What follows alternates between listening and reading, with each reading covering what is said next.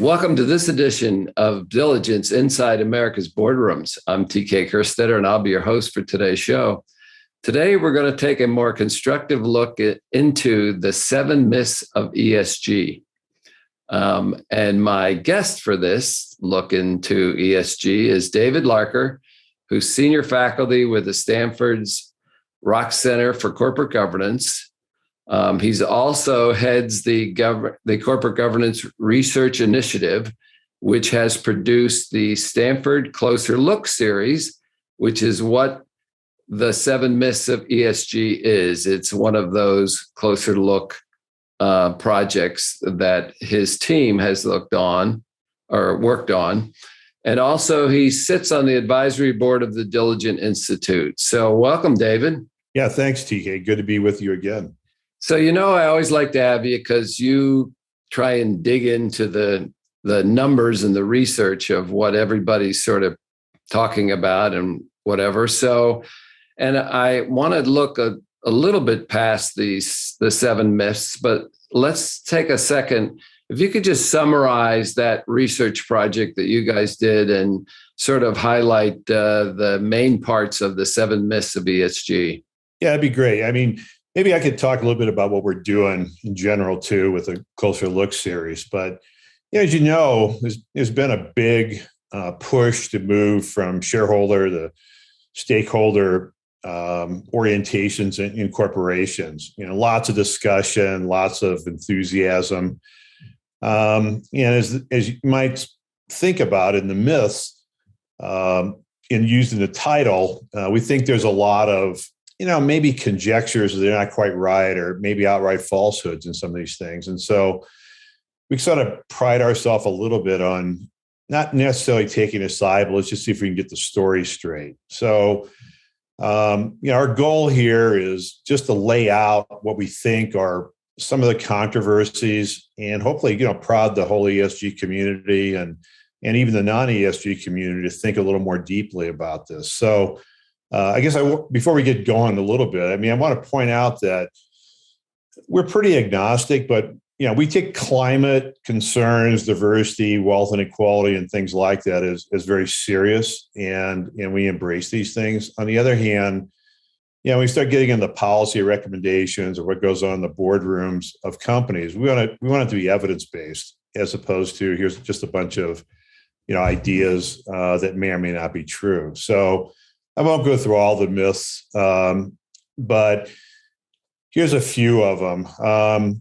One of the myths that we think is that ESG is value increasing. And so there's a lot of discussion about if you orient your portfolio, to companies that score high on ESG, it's going to be kind of a slam dunk that you're going to increase long-term value. And we think there's actually relatively little evidence that's true, although it's evolving.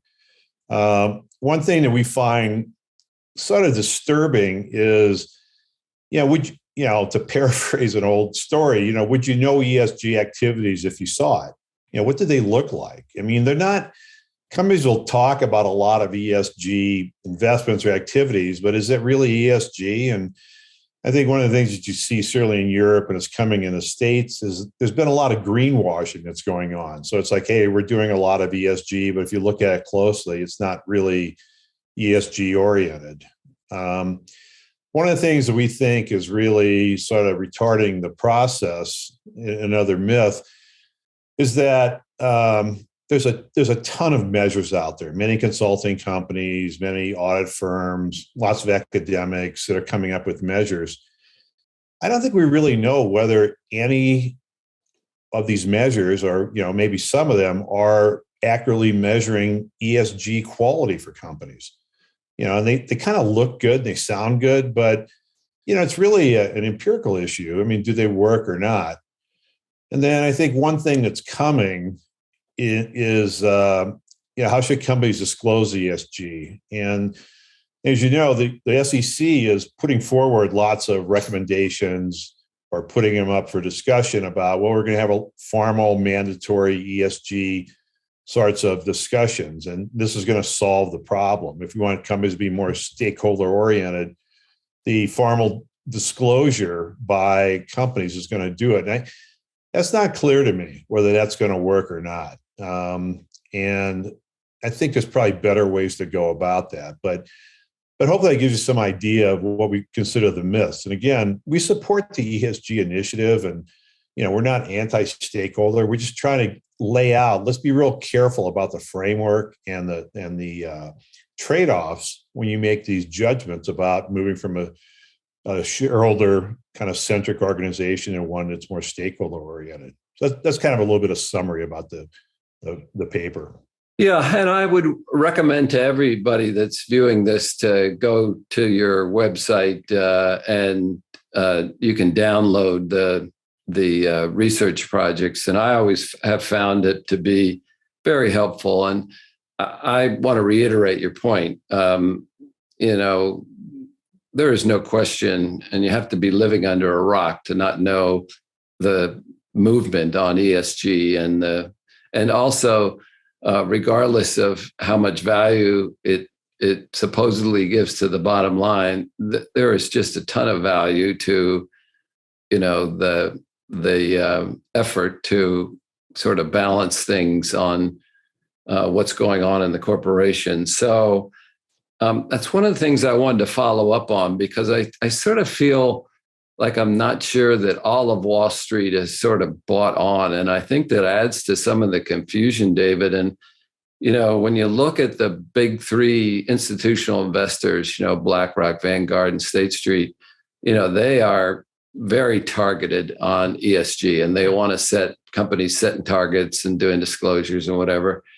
Yet I don't see that same sort of sensitivity, if you will, on the rest of Wall Street. And I'll give you a good example. Just the other, a couple of weeks ago, HCA missed their targeted whisper number. Okay. And Wall Street hammered them. They lost 20% of their stock value for missing that whisper number.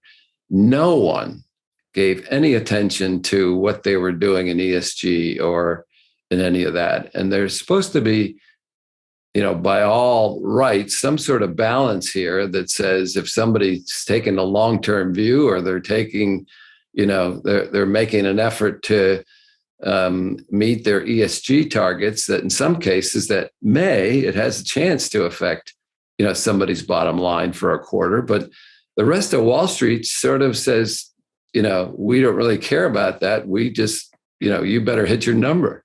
So you got a choice. You can either have directors voted against by the big three, okay, or you can have your stock cut, 20%. Now, the big three will say those aren't mutually exclusive, but I'm more worried about what the rest of Wall Street's thinking. So what's your thought on that? Yeah, no, I mean, this is kind of an academic cop-out, but it's evolving. I mean, I don't think we really know, but you're right. The big three came out, with pretty big proclamations about what they hold dear in their investing and how they're going to vote for or against directors or various proposals. I guess in my mind, I thought it was really interesting, but it remains to be seen what impact that really has.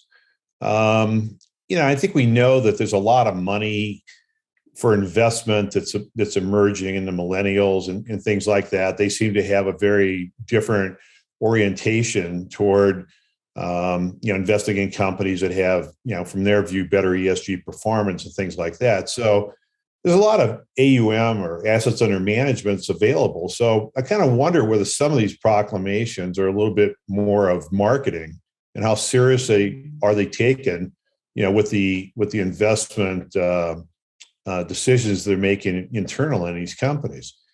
The other thing I've been thinking about is, if you look at the regs now, certainly in mutual funds, you have a strict fiduciary responsibility to take actions that are consistent with your expectation that they're going to increase long-term shareholder value, for the people that are invested in the funds.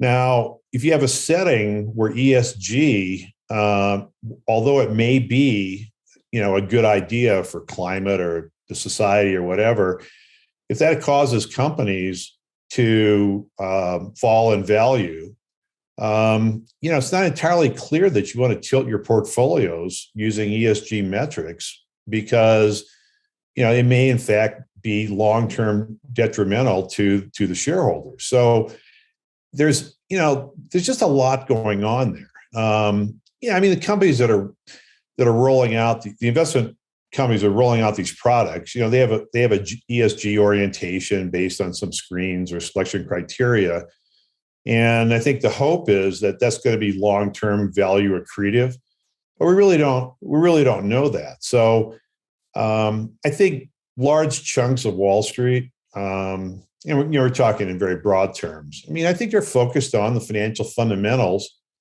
and whether governance or environmental or social sorts of metrics play much into that. I'm not sure. My guess is right now, as you pointed out with HCA, if you make your target number for earnings or whatever, and you have good ESG, that's great. It gives you maybe a little more boost. If you miss your target number, maybe it doesn't really matter what you're doing on the environment and social dimensions. They just, they're not on the same level for evaluation. So it's things like that. So, so that's a long answer to, I don't really know, but it's evolving and there's a lot of heterogeneity of opinion out there. And just to, again, be clear, my reason for this is, all the research shows that the boards are coming along slower than they should, to sort of embrace this. And, certainly we've spent a lot of time on this show talking about, what's coming and, what's being done in the World Economic Forum and the SEC and, et cetera, et cetera.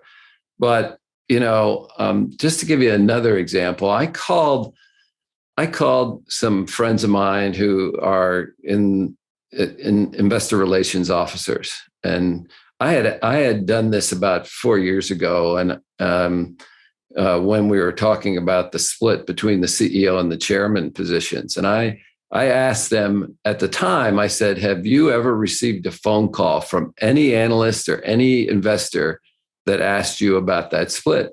And the answer from all of them was no. Okay. So it was an issue that was talked about somewhere, but here the investment officer had never gotten a question. So I used that same theory and called about ESG this time. And I said, have you ever had any calls from analysts or on investors about ESG issues? And their answer again was no. So if I'm a board and I'm asking my investor relations officer, what kind of calls are you getting relative to this? The answer is this is happening on the outside versus what's happening in the investor relations area. So it just adds, I think, somehow we have to get all this on the same page because, right now there's a segment that's sort of pushing this stuff. And there's another segment that just says, hey, it's business as normal. No, I think that's right. And we've talked about this before. It's hard enough being on a board or managing a company where you have let's say a financial orientation. And now you're bringing in a lot of other performance statistics, hard to measure, not entirely clear how they fit with the mission of the corporation. And I think boards are spending more time on this and sorting it out. But ultimately, they're going to respond to, like you say, the calls they're getting from shareholders, shareholder proposals that are being put into place and things like that. So there's a lot of discussion now. I think we're seeing shareholder proposals getting, that are ESG oriented, getting more support and things like that. But it's a long way before these objectives are on the same level as the long-term and short-term financial objectives of the corporation. But if society as a whole starts really pushing this and investors start pushing this, obviously Wall Street and the boards and managers are going to respond to this. It's just that I think we're sorting it out here in the States. And, it's just different in Western Europe where they've sorted it out over the many years. And, we're just a little bit behind in that discussion as a society. Yeah. Well, and again, you're absolutely right that we're seeing proposals come up and they must not be coming directly through or somehow through the investor relations, because certainly they're there. My point is, and we have to wrap things up here, but my point is these are just good examples of how it is evolving, how we have to get all that stuff on a good page. And I know the SEC, again, and the World Economic Forum, a lot of people are trying to do that. They're trying to get people on the same page so we can have something where everybody's playing on the same playing field. And I just hope it happens, because right now I just think there's too many diversions from what people are pressing for and what's actually happening in the market sometimes.